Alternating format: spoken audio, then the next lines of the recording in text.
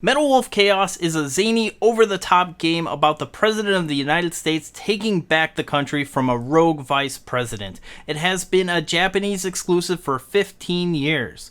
But should you pay the $100 for a copy, or see if the remaster will affect the price? Let's find out in this episode of Viewer Voted Review. Welcome to another Viewer Voted Review, the retro video game review series where you, the viewer, get to choose what I review next. Last time I reviewed Michael Jackson's Moonwalker for the Sega Genesis and I gave you 4 choices. And with 40% of the vote, you chose Metal Wolf Chaos for the original Xbox. If you missed out on voting, don't worry, you'll have a chance to vote on what I review next at the end of this video. Before we begin, I wanted to make clear that Metal Wolf Chaos for the original Xbox is Japanese region only, so it will not work on a US Xbox unless you mod it. I don't want you to spend $100 only to have it sit on the shelf, unless that's your thing. So let's take a look at Metal Wolf Chaos for the Xbox and see if it's any good. I'll give you my thoughts on the game and let you know how I think the re-release will affect the price of the original.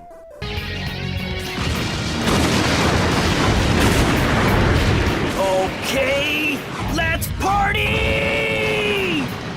Welcome to the White House. Released in Japan only in 2004, Metal Wolf Chaos is a third-person shooter developed by From Software, the makers of Dark Souls. The story is what really draws people into this game. The Vice President of the United States, Richard Hawke, has staged a coup and it's up to President Michael Wilson to take back America in the only way possible, suiting up a weapon-heavy mech suit and taking out anyone who steps in his path. While the game is made exclusively for the Japan market, the game has a full English voice track, and while the menu is in Japanese, most of it can be navigated even if you don't speak the language. Mother of mercy, I don't speak Japanese! Of course, if you do get stuck, pointing the Google Translate app at the television can help fill in the gaps, and there's also some game facts that help you through it. Metal Wolf Chaos has 14 missions spread across the United States and beyond. There are also 100 different weapons available to the player and unlockable bonuses like music and armor upgrades. At the beginning of each mission, you can choose to invest and upgrade items, change game settings, and save your progress. Each mission has different objectives, and completing them in a specific amount of time will increase your rank and the funds that you have to invest in better upgrades. The gameplay when you first start out is pretty awkward if you're like me and like inverted controls, and luckily you can change this in the menu, but since it's in Japanese it does take some trial and error, but full inverted controls are option 3. When you're out on the battlefield, you have 2 banks of weapons controlled by the L and R triggers. Pressing B will open the weapon loadout, allowing you to change the weapon on either side to match your preference. You can only carry 8 weapons at any given time, but there are 100 to choose from once you unlock everything. Each weapon has a purpose and a limited amount of ammunition, so it is possible to run out and it won't be usable, but you can always find more ammunition, but it's not guaranteed. So make sure you're not blowing up soldiers with rocket launchers because you will need that later. Throughout the mission, you'll come across hostages that you need to rescue. If you fail to rescue them in a specific time limit, they're killed and you lose out. Saving hostages will help unlock background music and armor upgrades. At the end of each mission, there's a boss fight. When you defeat the boss, then you'll get to review the stats and rank and see how you performed in each mission.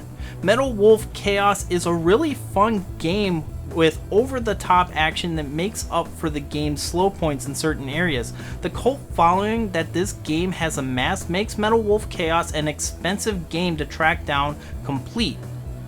This game is hard to track via price charting because a lot of the Japanese listings aren't just available. Price charting says that the last complete game sold was in March of this year, but looking at eBay sold listings, you can see this game is selling fairly well since then. And this is a reason why you need to check around and not solely rely on price charting for what you should pay for a game. Right now, the price on price charting says $128.65, but eBay sold listings have this game going for around $80 to $90 complete. So this makes Metal Wolf Chaos XD, the remake, a much more viable option. The digital copy was released on Steam, Xbox, and PlayStation 4 August 6th for $24.99, but if you wait 2 weeks and pay $5 more, you can get a physical copy for the PlayStation 4 exclusively at GameStop. The advantage of getting the re-release is that the controls and graphics are improved, but the best part is that the menus are all in English, which cuts down the barrier to entry. Since it retains the original over-the-top English dub, you get the best of both worlds for a third of the price, and no extra modding is required. Will that affect the price of the original? Well, not as dramatically as you might think. There will be some really hardcore Xbox collectors still looking to pick up Metal Wolf Chaos in the future, but for regular collectors and gamers, they'll be content with the Metal Wolf Chaos XD release on modern consoles. So that's Metal Wolf Chaos for the Xbox, an over-the-top representation of American culture to the people of Japan. If you're looking to try this game for the first time, I really suggest getting the re-release here in the United States. The original Xbox version is a great collector's piece, but I'm glad it's going to be more accessible to a wider audience. So what did you think of this review? Are you going to get Metal Wolf Chaos XD digitally, or will you wait to get a physical copy? Let me know in the comments below. And now here are your choices for the next viewer voted review. Mutant League Hockey for the Sega Genesis, Zombies Ate My Neighbors for the Super Nintendo, Grabbed by the Ghoulies for the Xbox, and Felix the Cat for the Nintendo Entertainment System. Now previously I had you just vote by going to the community tab, but I'm going to give you some more options. You can vote on the poll on this video right up here, or you can vote in the comments below, and I'll also have a link to the community tab in the pinned comment. So whatever is easiest for you to make your vote, make sure that you make it count. You'll have 1 week to vote on the next title, so make sure to vote early.